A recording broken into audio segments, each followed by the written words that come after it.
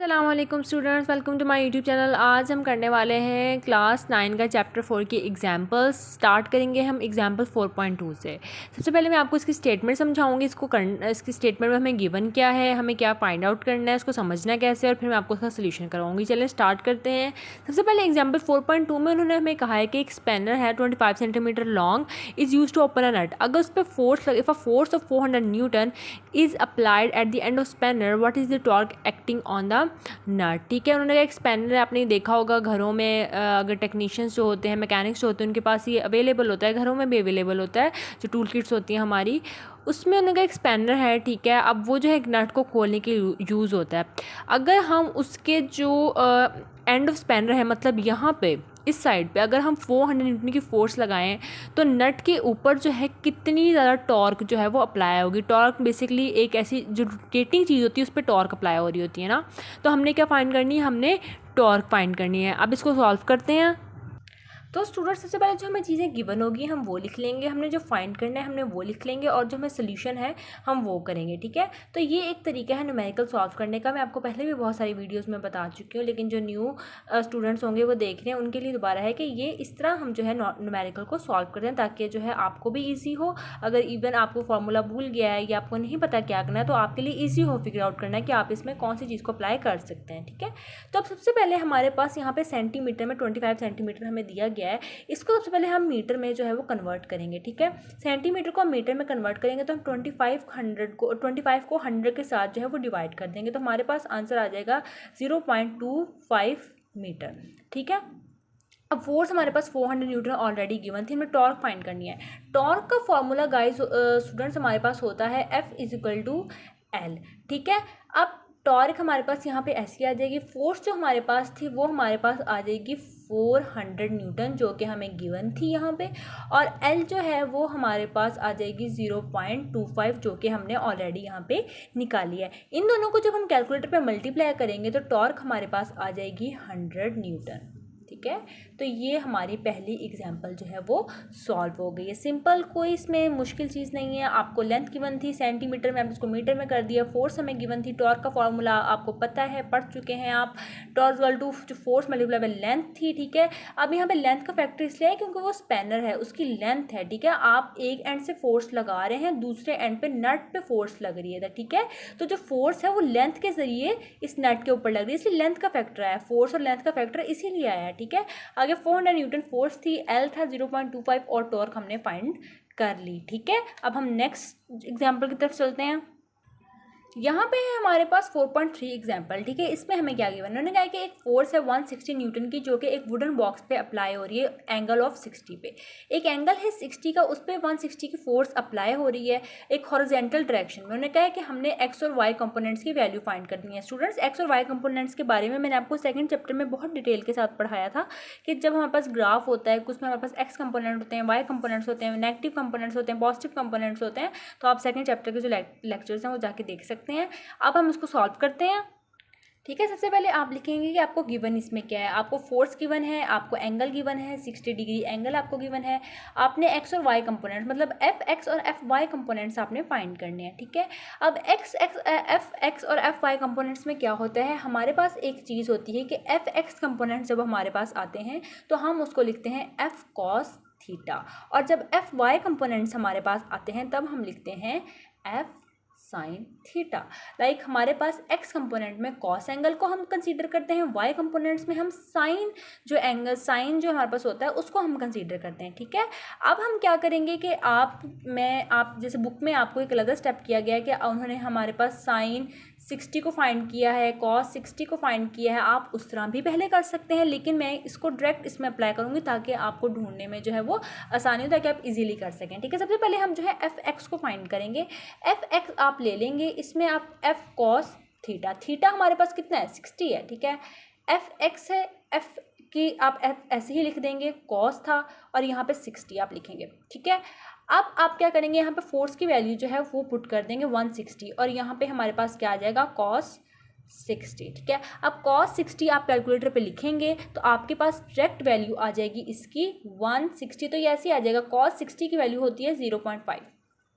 Right तो ये हमारे पास क्या है 0.5। अब आप 150 को 0.5 के साथ जब मल्टीप्लाई करेंगे तो ये आपके पास आ जाएगा 80 न्यूटन। ये आपके पास Fx आ जाएगा, ठीक है। ये आपके पास Fx की वैल्यू है। अब हम फाइंड करेंगे कि y की क्या वैल्यू होती है। हम y कंपोनेंट फाइंड करेंगे, ठीक है। फोर्स का y कंपोनेंट फाइंड करेंगे। इसमें हम जो कंसीडर हैं वो साइन को करते हैं, ठीक है। अब यहाँ पे Fy है, F यहाँ पे हमारे पास जो था वो 160 गिवन था हमें, ठीक है। ये देखिए 160 हमें गिवन है, यहाँ पे भी हमने 160 ही पुट किया है। अब साइन था और साइन को आप किसके साथ करेंगे, 60 के साथ करेंगे। अब जब साइन 60 आप कैलकुलेटर पे करेंगे तो आपके पास आ जाएगा 0.886, ठीक है। 160 यहाँ पे और 0.866। आप पॉइंट के बाद 2 डिजिट्स भी ले सकते हैं, 3 डिजिट्स भी ले सकते हैं, अप टू यू। आंसर पे कोई ख़ास फ़र्क नहीं पड़ेगा, ठीक है। अब Fy था हमारे पास 160 को आप 0.866 से मल्टीप्लाई करेंगे तो आपके पास आ जाएगा 138.6 न्यूटन, ठीक है। ये Fx कंपोनेंट की वैल्यू आ गई, ये हमारे पास y कंपोनेंट की वैल्यू आ गई, ठीक है स्टूडेंट्स। इसमें यही था। अगर आपका कोई भी क्वेश्चन हो हम उसे कमेंट सेक्शन में पूछ सकते हैं, हम उसे व्हाट्सएप पे रब्ता कर सकते हैं। इंशाल्लाह मैं आपके डाउट जो है वो क्लियर कर दूँगी। तो यहाँ पे फोर्स थी, हमें एंगल गिवन था, हमने जो एक्स कंपोनेंट्स और वाई कंपोनेंट्स हैं इनको फाइंड कर लिया। अब हम चलते हैं नेक्स्ट न्यूमेरिकल की तरफ। तो नेक्स्ट है हमारे पास 4.4 न्यूमेरिकल जो है बेसिकली अगर आप एग्ज़ाम पॉइंट ऑफ व्यू से देखें तो ये इतना इंपॉर्टेंट नहीं है, क्योंकि एग्ज़ाम में इस तरह की जो ज़्यादा थ्योरेटिकल न्यूमेरिकल्स होते हैं वो नहीं आता, लेकिन स्टिल हम कॉन्सेप्ट क्लियर करने के लिए इस न्यूमेरिकल को भी कंसीडर करेंगे, इसलिए इसको करना स्टार्ट करते हैं। उन्होंने कहा है एक मीटर स्टिक है जो कि एक एंड पे जो है वो पिन हुई है, उसको उन्होंने जो है वो ओ का नाम दिया है टेबल के, और ताकि फ्रीली मूव कर सके। अब एक जो फोर्स है इसका मैग्नीट्यूड 18 न्यूटन है, वो उस पर परपेंडिकुलर अप्लाई हो रही है और जो लेंथ की स्टिक पे और वो फ्री एंड है, लाइक ठीक है। अब एक फ्री एंड है एक स्टिक का, ठीक है। अब वो जो स्टिक है उस पर जो 18 न्यूटन की जो फोर्स है परपेंडिकुलर उसकी लेंथ पे अप्लाई हो रही है, और जो दूसरी फोर्स है वो 60 न्यूटन पे अप्लाई हो रही है जिसका एंगल जो है वो 30 है। अब इस पे 2 फोर्सेस उन्होंने बताई है, एक 18 न्यूटन है एक 16 न्यूटन है, ठीक है। अब 60 न्यूटन जो न्यूटन फोर्स है वो हमारे पास 30 के एंगल पे लग रही है और 18 न्यूटन का एंगल उन्होंने हमें नहीं बताया है, ठीक है। आगे उन्होंने कहा है कि किस डिस्टेंस पे जो एंड ऑफ स्टिक है that is pin should be second force act such that the stick does not rotate. अब ये यहाँ पे जो फोर्स लग रही है उसको रोटेशन के लिए करिए। अब उन्होंने कहा कौन से सेकंड साइड पे हम कौन सी फोर्स लगाएंगे जो स्टिक है वो रोटेट ना करे। अब इसमें हमें एक्स, क्योंकि ये हमारे पास एक जो है कंपोनेंट फॉर्म में दिया है, हमें एंगल दिया हुआ है, तो हम एक्स और वाई कंपोनेंट्स वाली जो साइड पे जाएंगे, ठीक है। जैसे मैंने लास्ट आपको न्यूमेरिकल में एक्स और वाई कंपोनेंट्स का करवाया था, मैं आपको ये समझाती हूँ कि इसमें करना क्या है। अब बेसिकली इस एग्जाम्पल में हमें डिस्टेंस को फाइंड करना है, क्योंकि हमने कहना है कि हम किस डिस्टेंस, उन्होंने पूछा कि at what distance from the end of stick that is pin should be second force act such that the stick does not rotate. उन्होंने डिस्टेंस पूछा है कि दो दूसरे एंड पे जो डिस्टेंस है पिन का वो कितना ज़्यादा होगा कि जो स्टिक है वो रोटेट नहीं करेगी। अब उन्होंने हमें ए की फोर्स दी है 60 न्यूटन दिया, उसका एंगल दिया हुआ। सबसे पहले तो हम इसके जो है एक्स और वाई कंपोनेंट्स को जो है फाइंड कर लेंगे। सबसे पहले हम एक्स कंपोनेंट को फाइंड करेंगे। स्टूडेंट्स आपको बताया था एफ के लिए जो हम कॉस को कंसीडर करते हैं और y के लिए हम साइन को कंसीडर करते हैं। तो यहाँ पे हम सिंपल लिख देंगे f cos थीटा, ठीक है। f जो था वो हमारे पास 60 था, cos यहाँ पे हमारे पास 30 दिया था, 30 यहाँ पे आप गिवन में लिखेंगे, 30 cos गिवन था। तो इसको जब आप 30 करेंगे 60 cos 30 को आप कैलकुलेटर पे करेंगे तो ये 0.866 आ जाएगा। इन दोनों को आप मल्टीप्लाई करेंगे तो आ जाएगा 51.96 न्यूटन, ठीक है। एफ एक्स हमारे पास ये आ जाएगा। अब हम फाइंड करेंगे कि एफ वाई क्या है, ठीक है। हम वाई कंपोनेंट फाइंड करेंगे। एफ वाई को हम लेंगे 60 न्यूटन ये था हमारे पास, ठीक है। यहाँ पे हम ले लेंगे साइन और 30, आप इसको कैलकुलेटर पे करेंगे, ये आप डायरेक्ट ऐसे ही कैलकुलेटर पे साइन 30 लिखेंगे, ठीक है। ये न्यूटन लिखा है मैंने। अच्छा 60 न्यूटन ये है और साइन 30 को जब कैलकुलेटर पे लिखेंगे तो ये आ जाएगा 0.5 और 60 न्यूटन और 0.5 आप बेशक न्यूटन ना लिखें, इट्स ओके। 60 को जब 0.5 से आप मल्टीप्लाई करेंगे तो ये आपके पास आ जाएगा 30 न्यूटन। अब यहाँ पे स्टूडेंट्स एक और बात है कि जो एफ एक्स है वो एक एक्सिस ऑफ रोटेशन से पास करे, क्योंकि उसमें जो है जैसे कि आपको स्टेटमेंट में बताया है कि उस पर फोर्स अप्लाई और इसकी वजह से स्टिक जो है वो रोटेट कर रही है, वो मूव कर रही है। तो यहाँ पे जो एफ एक्स है तो उस पर जो कंपोनेंट ऑफ फोर्स है वो टॉर्क का 0 है, लेकिन एफ वाई पे जो हमारे पास है टॉर्क का कंपोनेंट अवेलेबल है उस पर टॉर्क एक्ट हो रही है। ठीक है, मैं आपको स्टेटमेंट जो है वो यहाँ से इससे पता लग जाएगी कि ये देखें, ये एफ वाई का कंपोनेंट है, ये एफ एक्स का कंपोनेंट है। एफ एक्स पे हमारे पास एक तरह से जो फोर्स लग रही है उस पर टॉर्क का कोई भी जो है वो एक्शन नहीं है, लेकिन एफ वाई कंपोनेंट पे क्या है कि ये ऊपर नीचे हो रही है, ये स्टिक जो रॉड मूव कर रही है, इसकी वजह से एक्सिस ऑफ रोटेशन आ रहा है, इसमें रोटेशन का फैक्टर आ रहा है, तो उसमें टॉर्क जो है वो प्रेजेंट होगी। तो हम जो है एफ वाई को क्या कर लेंगे, कंसीडर T1, मतलब ये हमारी टॉर्क भी है, उसको हम जो है वो कंसीडर कर लेंगे और ये हमारे पास पॉजिटिव होगी। ठीक है, अब जो है हम टॉर्क T2 जो है हम जो है उसको हम 18 न्यूटन जो है वो कंसीडर करेंगे। दूसरी टॉर्क जो हम लेंगे वो 18 न्यूटन है।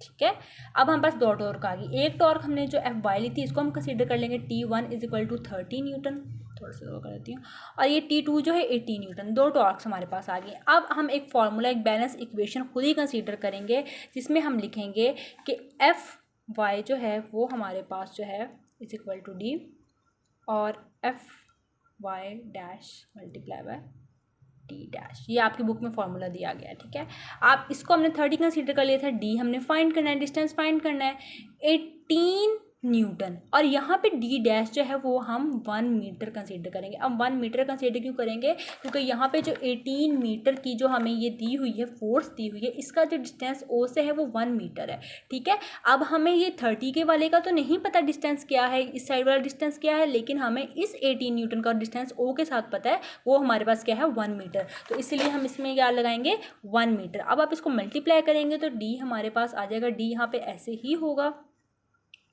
और आप इसको कर देंगे 18 मल्टीप्लाई बाय 1, यहाँ पे मल्टीप्लाई हो रहा था, यहाँ पे जाके डिवाइड हो जाएगा, तो ये हमारे पास जो डी है स्टूडेंट्स वो हमारे पास आ जाएगा 0.6 मीटर। ऐसे हम डिस्टेंस को फाइंड करेंगे। ठीक है, तो ये जो न्यूमेरिकल है ये थोड़ा ट्रिकी है, थोड़ा सा आपको इस पर फोकस करना पड़ेगा, थोड़ा सा उसको ज़्यादा करना पड़ेगा, लेकिन जो है ये बहुत ही ईजी है, इसमें कुछ करना नहीं है। X component Y component find किया, फिर आपने जो वाई कंपोनेंट था उसको टॉर्क के साथ भी कर लिया, कंसीडर कर लिया, सारी वैल्यूज़ आपको गिवन है, बस आपने इसको प्रैक्टिस करनी है ताकि आपको जो है ईजिली हो जाए। अब हम नेक्स्ट एग्जाम्पल की तरफ मूव करते हैं। और सबसे पहले मैं आपको इसकी स्टेटमेंट समझा देती हूँ। उन्होंने कहा है कि एक जो हमारे पास 150 ग्राम स्टोन अटैच है एक स्ट्रिंग के साथ, जो कि एक हॉरिजेंटल सर्कल में व्हील कर रहा है, लाइक वो मूव कर रहा है। ठीक है, कांस्टेंट स्पीड उसकी 8 मीटर है, उस लेंथ स्ट्रिंग की लेंथ जो है 1.2 मीटर है, उसके हमने सेंटीमीटर फोर्स को जो है वो मेजर करना है जो कि स्टोन पे एक्ट कर रही है, और हमने इफेक्ट्स ऑफ ग्रेविटी जो है उसको नेग्लेक्ट कर देना है। ठीक है, अब ये सेंटीमीटर फोर्स का सारा कॉन्सेप्ट मैंने आपको लास्ट लेक्चर में करवाया था, अगर आपको कोई भी इसमें क्वेश्चन है तो आप लास्ट टेक्स्ट को देख सकते हैं, आपको समझ आ जाएगी। आगे है मैस ऑफ स्टोन। ठीक है, सबसे पहले आप ये हमें स्टेटमेंट थी, हमें एक बार स्टोन दिया है, स्ट्रिंग के साथ अटैच है, वो एक सर्कुलर वे में घूम रहा है, कांस्टेंट उसकी स्पीड है, हमें लेंथ भी गिवन है, हमने बस फोर्स फाइंड करनी है, सेंटीमीटर फोर्स फाइंड करनी है। अब हम इसको सॉल्व करते हैं। ठीक है, अब स्टूडेंट्स हमें इसमें गिवन है, हमें मैथ्स गिवन है, हमें स्पीड गिवन है, हमें रेडियस फाइंड, हमने क्या करना है सेंटीमीटर फोर्स, ये एफ के साथ छोटा सा सी है, इसका मतलब ये कि सेंटीमीटर फोर्स फाइंड करनी है। ठीक है, अब क्या है स्टूडेंट्स, हमने इसमें करना ये है कि हमने 150 को जो है वो